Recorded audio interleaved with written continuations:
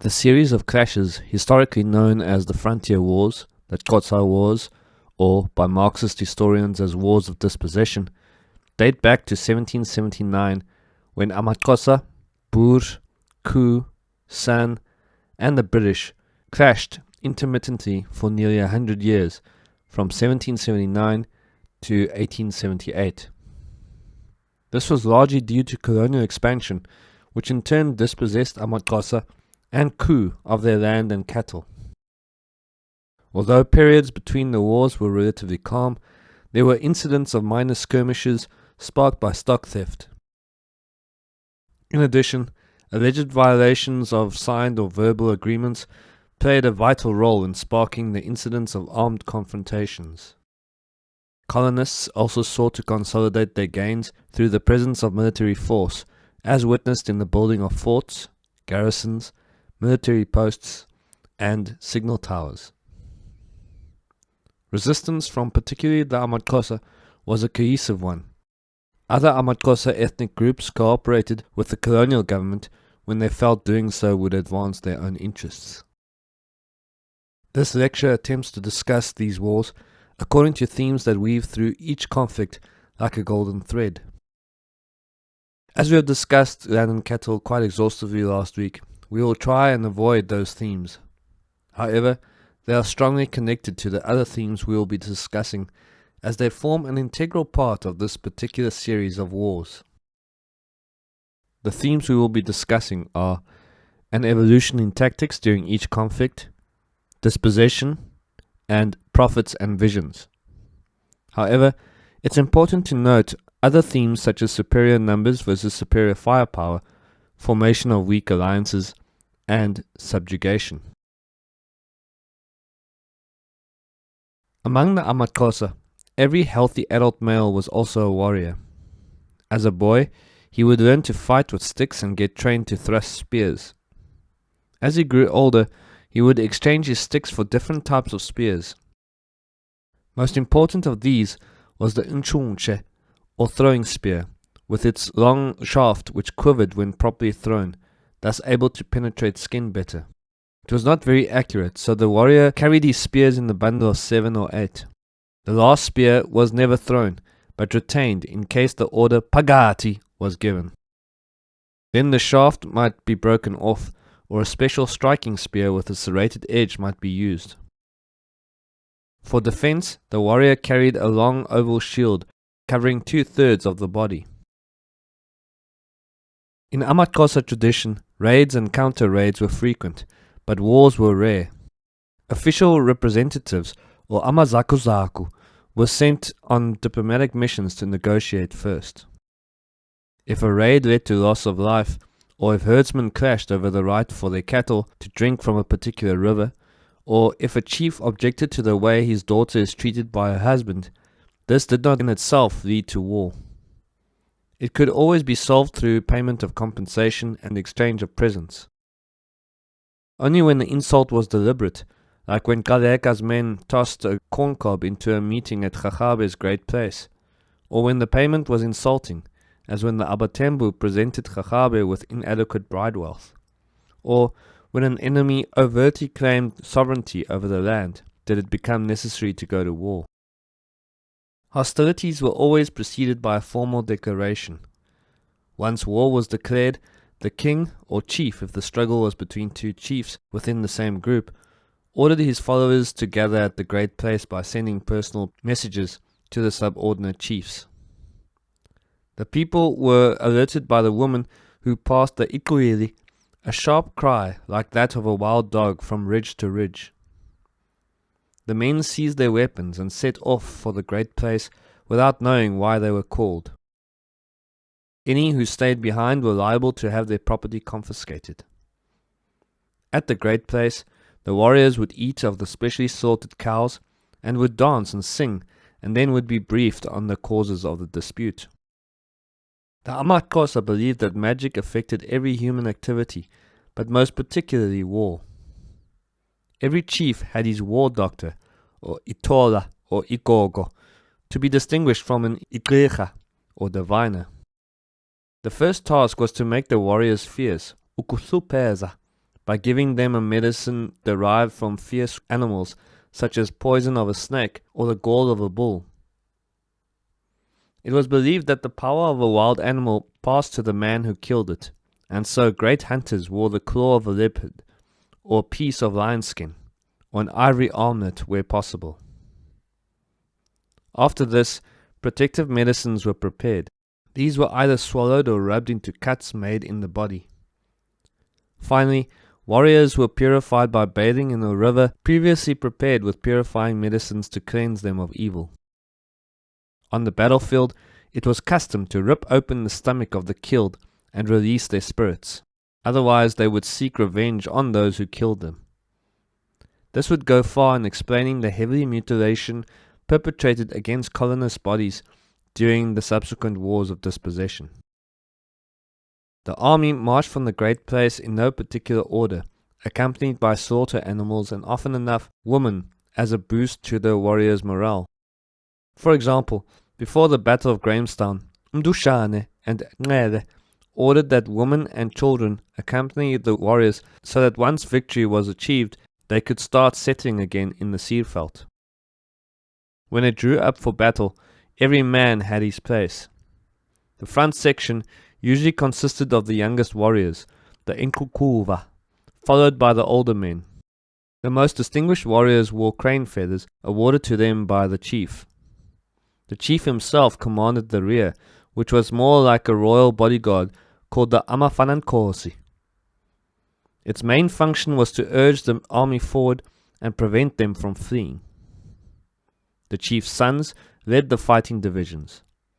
That's why 3 of Ndlambe's sons were killed in the Battle of Grahamstown. The chief directed the battle by shouting orders and sending messengers to the various divisions. Now once the battle commenced, the army divided into 3. A center flanked by 2 wings, amapiko, on either side. The basic tactic in AmaXhosa warfare was the attempt to outflank the enemy with the object of either encircling them or else capturing his cattle. Occasionally, a brilliant new tactic would swing the tide of battle, as was the case at the Battle of Amalinde. When Nqika's army charged forward, Ndlambe's young warriors fell back deliberately, and the AmaNqika were lured in exposing their sides to Ndlambe's veterans. Usually the battle was over as soon as one side fled, leaving the victors to seize as many cattle as they could. Because battles were largely fought over questions of political supremacy and victory was easily calculated in terms of captured cattle, pre-colonial wars between the southern Nguni tended to be relatively bloodless. War did not lead to the destruction of productive resources.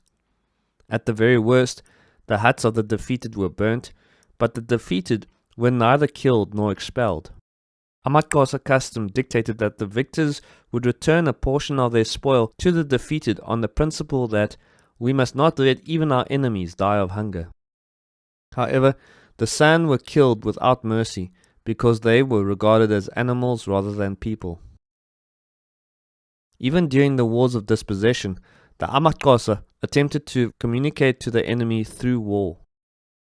Fortified on top of mountains or behind rocks and bushes, they shouted at the approaching white men, with one colonist writing during the 6th War of 1834 to 1835, he called out to us and asked why we were burning his house.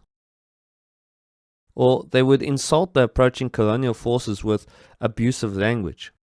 The insults were aimed to draw the colonists into the bush, but there was more to these challenges. It seems that the AmaXhosa wanted to show that they were truly men, and the British came to respect them.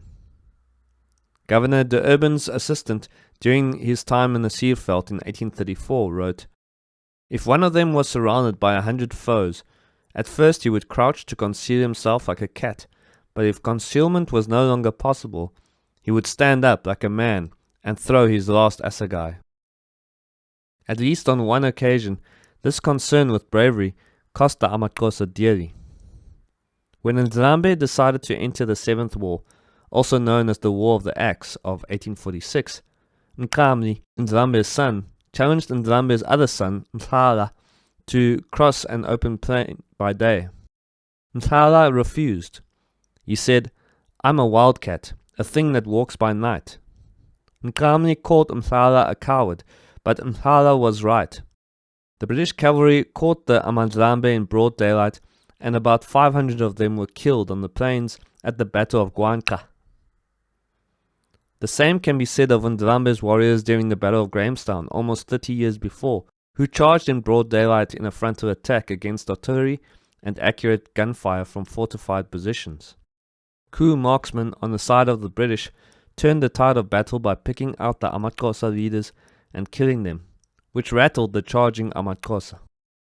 The subsequent disorganization led to retreat, with many warriors being caught in the stream they were trying to cross to get to the British forces.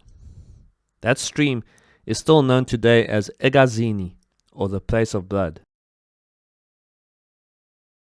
As discussed last week, generally speaking, cattle raiding seemed to be the tactic of choice for both sides during at least the first 3 wars. The relative remoteness of farms made them easy targets for AmaXhosa and coup raiders. In turn, the colonists made use of commandos, which were basically legal justification for stealing cattle. These commandos comprised of colonists and military officials, which would supposedly follow the spoor of the raiders and steal cattle back in retribution, sometimes stealing more back than what was stolen in the initial raid. The First War of 1779 to 1781 was really a series of clashes between the AmaXhosa and trekboers, raiding each other for cattle. Allegations of cattle theft by some AmaXhosa had become so common on the southeastern border by 1779, forcing the trekboers to abandon their farms along the Bushman's River. Subsequently, in December 1779, an armed clash between trekboers and AmaXhosa ensued. In October 1780, the government appointed Adrian van Jaarsveld, a highly experienced commando leader, to be field commandant of the whole eastern frontier, and the commando led by him captured a very large number of cattle from the AmaXhosa and claimed to have driven all of them out of the Sierveld by July 1781. The Second War was preceded by raids into the Sierveld by frontier AmaXhosa who were trying to escape west from the conflict occurring across the fish between Ndlambe and his nephew Nqika. Again, these were quick, deep incursions into the colony in search of cattle. Panic and desertion of farms followed when Ndlambe moved west across the Fish River. Calls were made by colonists for the Sierveld to be cleared of all AmaXhosa. In response, 2 government commandos under the Landros of Graaff-Reinet and Swellendam invaded AmaXhosa territory as far as the Buffalo River and captured many cattle, but they were unable to clear the Sierveld. Peace was made in 1793. Frontier discontent over government policy led to revolts in Graaff-Reinet and Swellendam in 1795. Although the northern part of the Sierveld was reoccupied by Boer farmers by 1798, the Nongqawuse remained in the southern Sierveld area, some even migrating deeper into the colony, partly as a result of the civil war between the followers of Ndlambe and Nqika. The government found it impossible to persuade the AmaXhosa clans in the colony to go back across the Fish River. The continuing of stock raids, as well as employment of AmaXhosa servants, increased tensions, and in January 1799, a second rebellion occurred in Graaff-Reinet.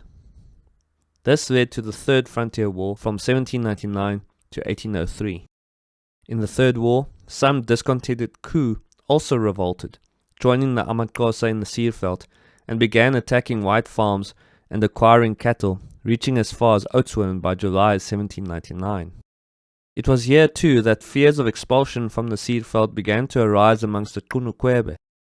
Fearing expulsion, they preempted the attack by attacking colonial forces under General Vanderveer, who were on their way back from crushing the Graaff-Reinet revolt.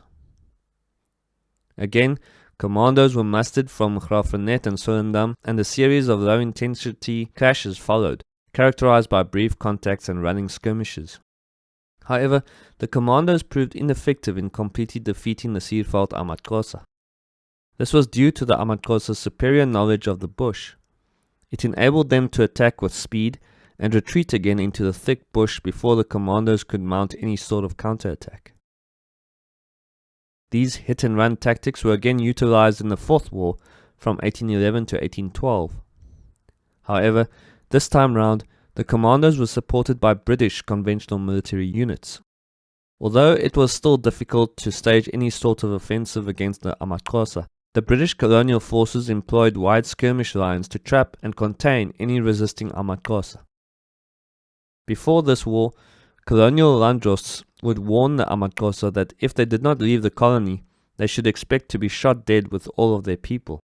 But exaggerated threats were all part of war, and the AmaXhosa could hardly have believed that the colonists were serious.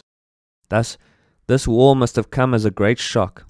For the first time, the colonial government, now British, was prepared to commit sufficient force to systematically sweep the AmaXhosa from the seafeld. The objectives often dictated the tactics used in these wars. For example, during the course of most of the wars, containment on the part of the colonists was the number one objective. Therefore, their tactics was based on retaliation or retribution. The AmaXhosa tactics were all about stalling colonial expansion by disrupting and irritating the colonists with quick raids. However, during the Fourth War, the British objective from the start was to clear the AmaXhosa from the seafeld. Already in 1809, the colonial government sent Lieutenant Colonel Richard Collins to tour the frontier area. After touring the areas, he recommended that the AmaXhosa be expelled from the seafeld, which should be secured by dense white settlement, and that the area between the Fish and the Keiskamma rivers become a neutral zone. Thus, the objective was no longer containing the AmaXhosa, but physically driving them out to beyond the Fish and Keiskamma rivers. To achieve this, Lieutenant Colonel John Graham chose the season, as he described it, of the corn being on the ground, in order that if they would not keep their promise of going away, that we might severely punish them for their crimes by destroying it. If the seafeld AmaXhosa were not going to leave willingly, Graham was determined to use scorched earth tactics to starve them into submission, thus targeting the civilian population. Added to this, they would seize their livestock and burn their gardens to the ground, forcing them out of the area. Graham was also determined to capture or kill the prominent chiefs like Chongwa and Ndlambe. His rationale was that if the leader was neutralized, the rest of the AmaXhosa would offer little resistance. This led to countless patrols into the thick seafeld bush. The soldiers were ordered to seek and destroy any AmaXhosa warrior they found. Sometimes women and children would be killed, supposedly mistaken for male warriors. They also would hardly take any prisoners, as this was contrary to the objectives of the mission. This was the fate that met the unfortunate Chongwa and a core group of his followers, who did not even offer any resistance. Instead, they were shot while they were sleeping. The Battle of Grahamstown during the Fifth War, from 1818 to 1819, was the only set-piece battle fought between British and AmaXhosa before 1850. Here, the AmaXhosa attempted to adapt their traditional battle order to the demands of the new type of warfare, though it still had a traditional flavor to it, as women and children still accompanied the army, and of how Ngere rallied the army with promises that he had doctored their bodies against the colonist bullets. His battle plan had been constructed from detailed reconnaissance of Grahamstown, chatting to its soldiers, observing its fortifications, and relying on misinformation and spies. The first 5 wars were far more restricted in scope and duration than those which followed. They were sporadic actions punctuated by lengthy intervals rather than sustained and continuous campaigns. When Governor Somerset forced Nngqawuse to cede the land between the Fish and Keiskamma rivers in 1819 after the Fifth War, it was inevitable that tensions would boil over and war would once again erupt. In 1834, the Sixth War exploded and was even more brutal and violent than anything seen before. This war was exceptional because it was deliberately commenced by the AmaXhosa. Their aim was not a war to the death, but a limited war undertaken to force settlement of their grievances. It involved all of the AmaXhosa, with a few minor exceptions, and raged continuously for 9 months. Militarily, it was noteworthy for the AmaXhosa adopting a whole new kind of tactic to counter the type of warfare introduced by the colonists in the 4th and 5th wars. Guerrilla tactics would be utilized, where they would not attack the colonists in one large body as they had done during the 5th war. Rather, they divided themselves into smaller separate parties, and each party had a pre-designated route appointed to them. In this way, they were able to avoid contact and attack using those routes whenever they wanted. The colony now faced smaller groups and were unable to pin down the enemy using superior firepower. While attacking, the AmaXhosa adopted a variation of their outflanking technique. Instead of facing the enemy army, they shadowed it until a small party became detached from the main body. Then, deploying their forces with amazing speed, they were able to encircle and cut it off from the main body. This worked effectively well in the dense bush and hilly area of the Fish River or the Amatoria Mountains, where an entire party of 30 British soldiers were trapped and killed. The 7th War began in 1846 with a preemptive strike by the colony following retaliation of an attack of a colonial patrol pursuing a Xhosa man who stole an axe in Fort Beaufort. British commanders thought that a quick and powerful blow would settle AmaXhosa chief Sandile and his so-called war party. Again, the AmaXhosa used the Amatoria Mountains to their advantage, ambushing wagon columns and capturing firearms in the process. However, the AmaXhosa under Ndrambe would be caught in the open during the Battle of Guanca, severely crushed by the colonial forces and turning the tide of the war. The 8th War, from 1850 to 1853, would be even more prolonged than the 7th War, with the Cat River coup rebels joining the AmaXhosas under Sandile and the Abatembu and some Galekas. The coup revolt undoubtedly helped to keep the momentum of the war, since the coup were experienced in European fighting tactics. Military camps, such as Fort Beaufort, were attacked and caused the government constant anxiety as to the loyalty of its coup soldiers. However, towards the end of February 1851, the Cat River Rebellion was crushed. Meanwhile, Commandant Gideon Joubert began the attack on the Abatembu, and a combined force of Tembus and Galekas was defeated on the Imvani River by Captain Tilden in April 1851. Although the colonial government enjoyed the support of the Mfengus, most of the Amazrambe groups and a large number of coup, its operations were hampered by the lack of regular troops. For the first time, the AmaXhosa and their allies were using firearms. In addition, fighting was also going on against the Basotho in the Orange River sovereignty. All these factors contributed to delay the end of the war. However, in early 1852, Sir George Cathcart arrived at the Cape to replace Sir Harry Smith. Under his command, the war was vigorously pursued to its end. A combined force of regular troops under Generals Somerset and York continued a previous operation started in December 1851 and defeated the AmaXhosa leader Zachary Kahinsa, also known as Crary. In September 1852, the Amatoria region had been cleared of AmaXhosa, and by November the last coup rebels had been defeated.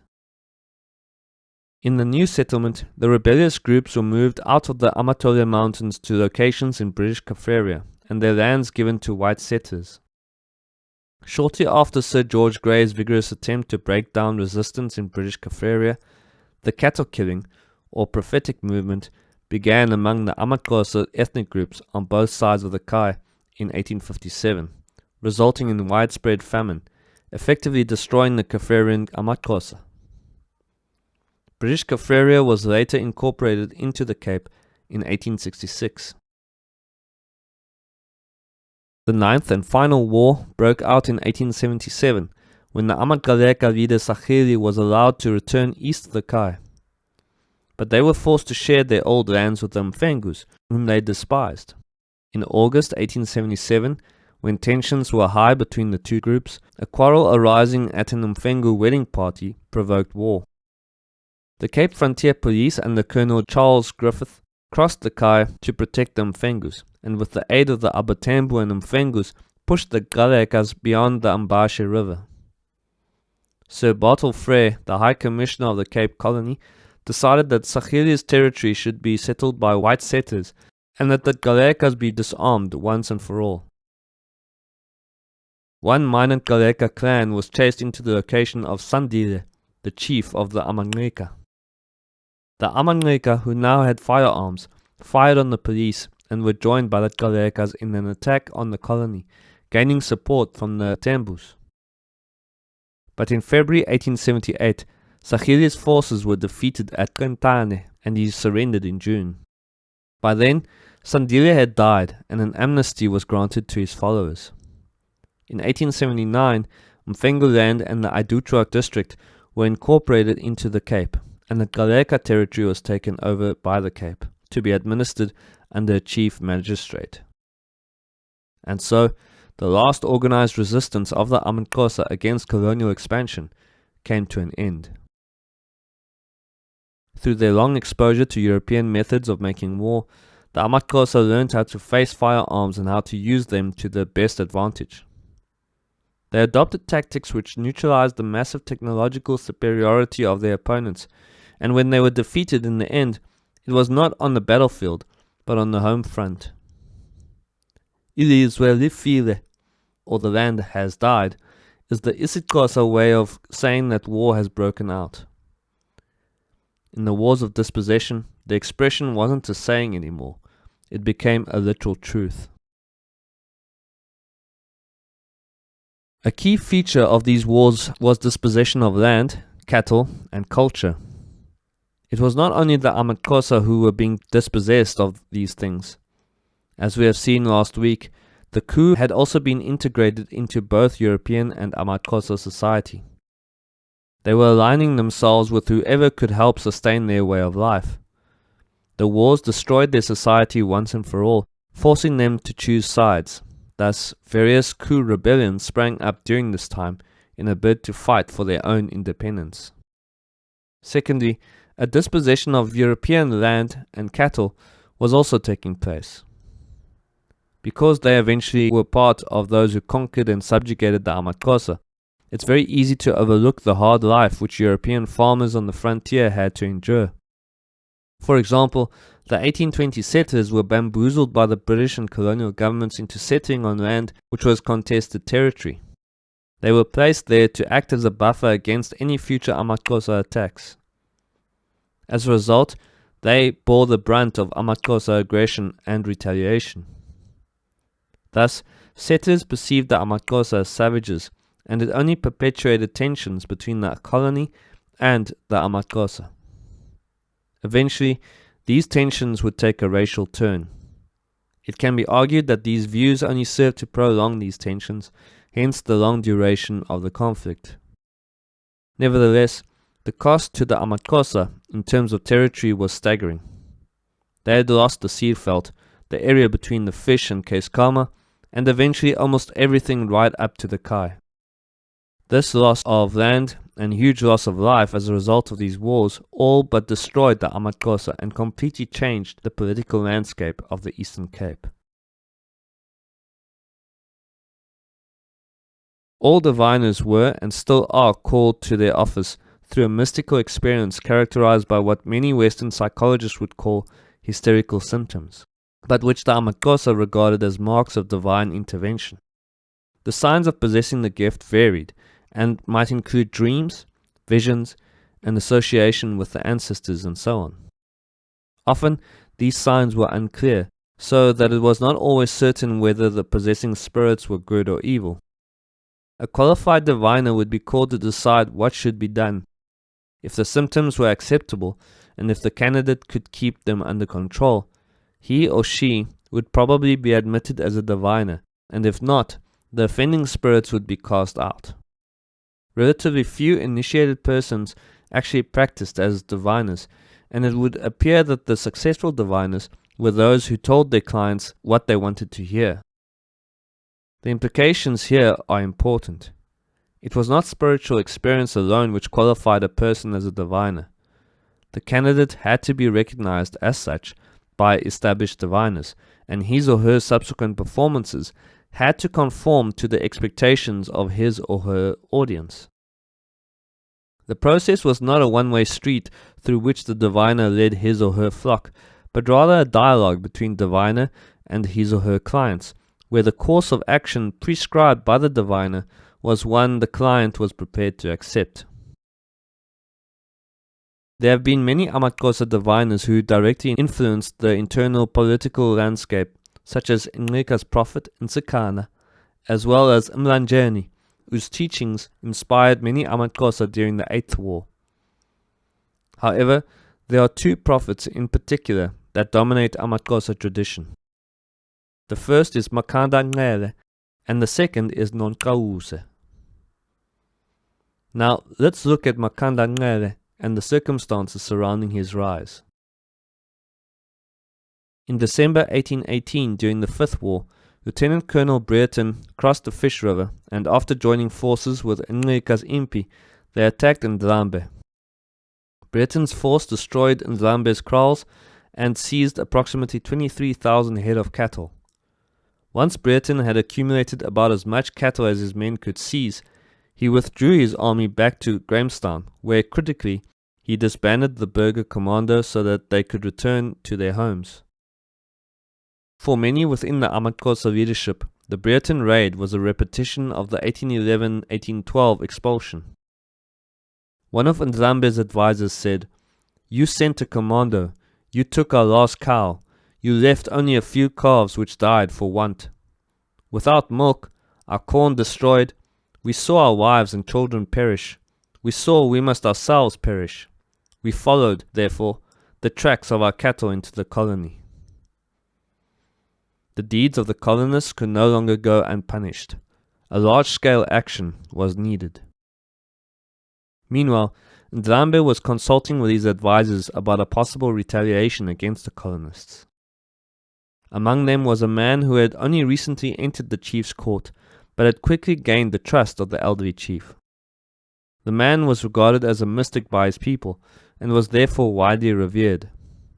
They did not call him by his name, Makanda. Instead, they called him Nqele, the left-handed. Nqele was fascinated with Christianity from a young age. He grew up in the colony where he picked up Dutch and European customs, which enabled him to move seamlessly between the two cultures. While still a child, Nqele began to show the hysterical symptoms associated with the initial calling of a diviner.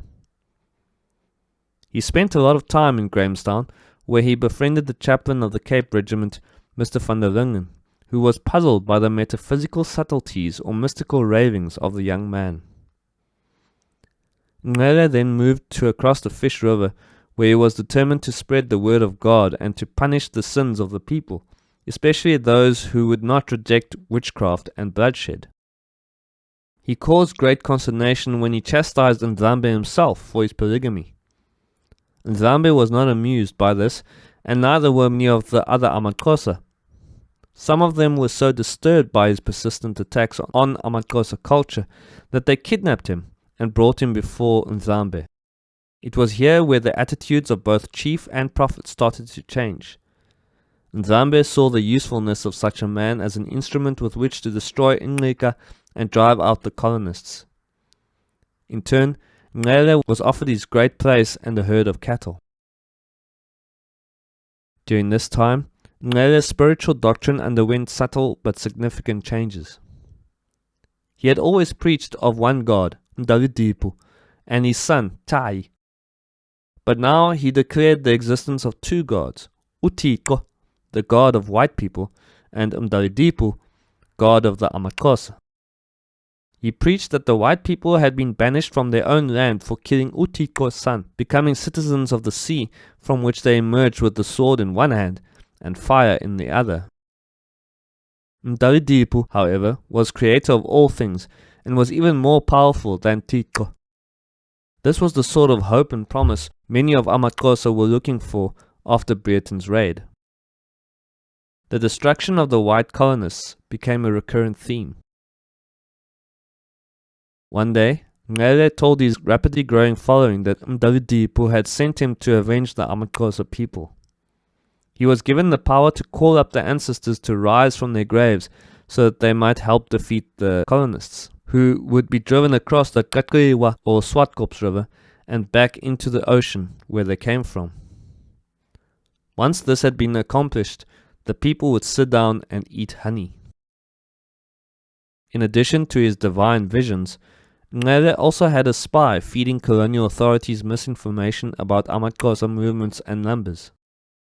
Hendrik Nqawuse had been acting as interpreter for Nqawuse and thus was granted unlimited access to Grahamstown. Nqawuse had already developed a reputation as someone who was not entirely to be depended upon. But this did not stop the garrison commander, Lieutenant Colonel Thomas Wilshire, from acting on Nqawuse's intelligence reports. On the 19th of April 1819, Nqawuse told Wilshire of an imminent AmaXhosa attack. Wilshire immediately dispatched a company of soldiers to patrol the area to the southeast. This move reduced the Grahamstown garrison from 400 to less than 300 European and Kru soldiers. Meanwhile, Nqawuse and Ndlambe's eldest son and commander of his army, Ndushane, had gathered a force of between 6,000 and 10,000 men who were waiting in the cliffs of the Fish River Valley, not more than 25 kilometers to the northeast of Grahamstown. The deception may have worked had Nqawuse disregarded the AmaXhosa battle ritual of informing his foe of the attack that was about to take place. Subsequently, despite a concerted effort, the AmaXhosa were defeated and their grip on the Seeveld was lost. Nqawuse handed himself over a few months later and was sentenced to Robben Island prison. He would attempt an escape in a small boat. The boat capsized and he drowned. Many AmaXhosa refused to believe Nqawuse was dead, and his personal possessions were preserved in expectation of his return. And he did return from time to time, but only in dreams and visions of other diviners. Now, another diviner would appear on the scene almost 40 years after Nqawuse's death. She would have even more of an impact on the destiny of the AmaXhosa. In April 1856, the 16-year-old Nongqawuse began to declare that she had received a message from the AmaXhosa ancestors, promising that the ancestors would return from the afterlife in huge numbers, drive all Europeans into the sea, and give the AmaXhosa generous gifts of horses, sheep, goats, dogs, fowls, and all manner of clothing and food in great amounts. They would also restore the elderly to youth and would usher in an era of prosperity. However, she declared that the dead ancestors would only enact this on condition that the AmaXhosa first destroy all their means of subsistence. They needed to kill all of their cattle and burn all of their crops. At first, no one believed Nongqawuse's prophecy, and the AmaXhosa generally ignored her. But when the AmaXhosa king Sahili began to kill his cattle, more and more people began to believe that Nongqawuse was an Igreja, or diviner, who could communicate with the ancestors. They too killed their cattle and destroyed their crops. The movement grew and built up momentum, sweeping across the Eastern Cape. The government authorities of the Cape Colony feared chaos, famine, and economic collapse, so they appealed to the AmaXhosa to ignore the prophecies. The return of the ancestors was predicted to occur on the 18th of February 1857. The AmaXhosa, especially Sahili, heeded the demand to destroy food sources and clothes and enforced it on others throughout the country. When the day came, the AmaXhosa waited for the momentous events to occur, only to be bitterly disappointed. With no means of subsistence, famine set in. The cattle killings and destruction of crops continued into 1858, leading to the starvation of thousands. Disease also spread as a result of the famine. This gave the settlers power over the remainder of the AmaXhosa, who were often forced to turn to the colonists for food, blankets, and other relief. Nongqawuse was among the leaders captured by the colonial forces in 1858. She was imprisoned in Cape Town, far from her home. However, she was despised by her own people for her role in their destruction. Indeed, there is a poem that goes, O Nongqawuse, maiden of Scatterer, she killed our nation. She told the people, she said to them all, buried people will arise, bringing joy together with wealth, yet she tells lies. She was blamed by a male-dominated society of killing an entire nation of 150,000 people. She, a 16-year-old girl, somehow had this destructive power that outweighed the authority of someone like King Sahili, who was considered to be leader of not only the AmaXhosa, but the AmaXhosa as a whole. In conclusion, this lecture series has provided a brief overview of the Eastern Cape frontier until the final war of dispossession.